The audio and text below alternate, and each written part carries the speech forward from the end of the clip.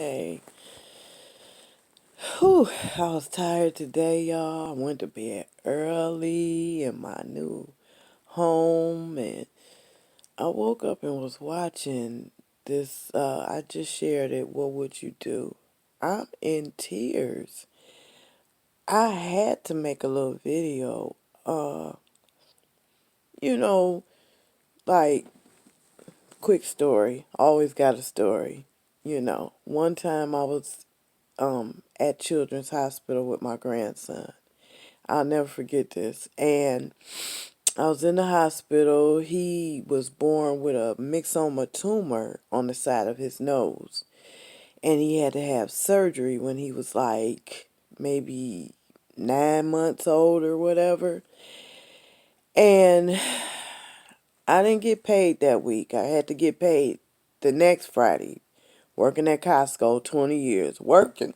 Not welfare, but working. And I had to keep going back and forth to the hospital. And finally, they admitted him. So the next morning, I was on the phone. My best friend, her name is Cheryl. I call her my sister because technically she is. She's been a sister to me. So I'm on the phone with her, but the curtain is like behind me, right? I'm not paying attention to the family that's behind me because I'm like, Lord, what am I gonna do? I don't have any money. We were waiting on the nurse to take him down for X-rays and stuff. I'm like, I don't know what I'm gonna do, girl, because they telling me I gotta move my car because I was parked in an emergency. I gotta move my car. They're admitting him. So I got to try and get some time off from work so I could sit at the hospital with him because I was his guardian. So I had to be there.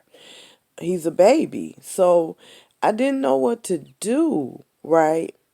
Went downstairs, had his x-rays and stuff. Came back upstairs. There was a family next to me and I had no idea. They were visiting their son. I had no idea they were even listening to my conversation. The young man, he was about, I guess, about 8 or 9 years old. He told his mom and them, give them the rest of the food. They had crackers and they had brought him snacks like cooked cake, little cakes and stuff like that.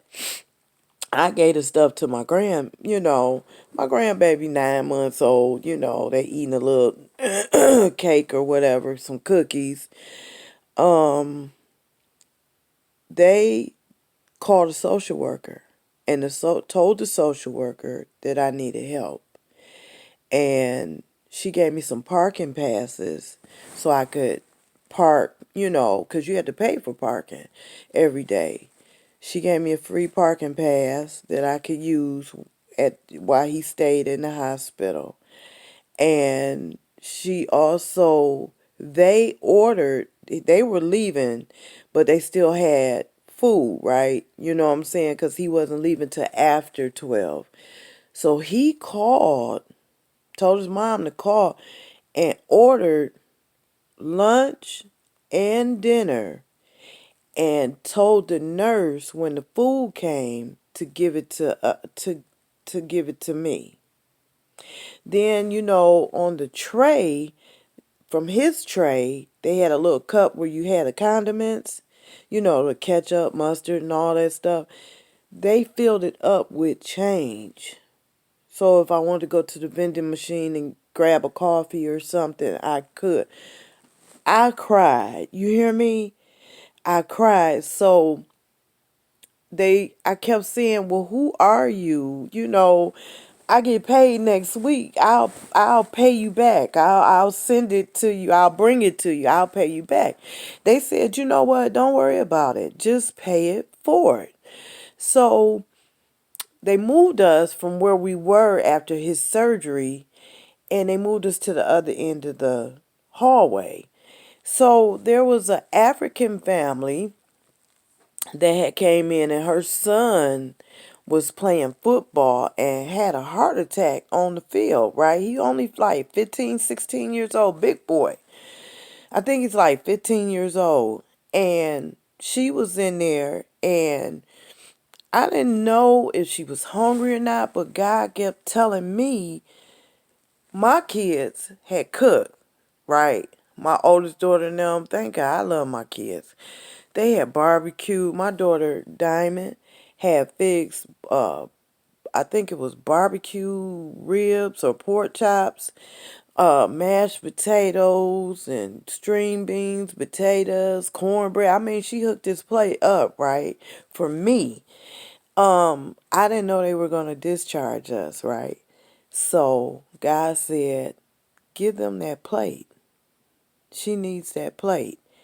So I told my kids to go down there and warm up the food in the microwave down there and bring it back. I took crackers that I had. I took cookies and whatever snacks, the kids had been bringing up to the hospital for me, and potato chips, everything. And they had brought me balloons and all that stuff for Marion, my grandson, right?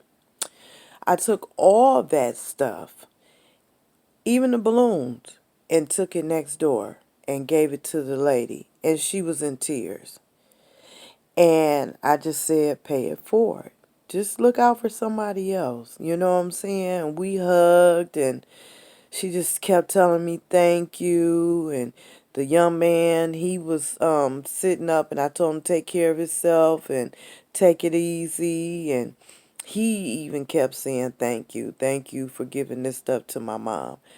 So to make a long story short, basically, how can you not look out for somebody else when I know you've been in a situation where you fell short, or you didn't have the money, or you was worrying about how this bill was going to get paid, and God came through for you.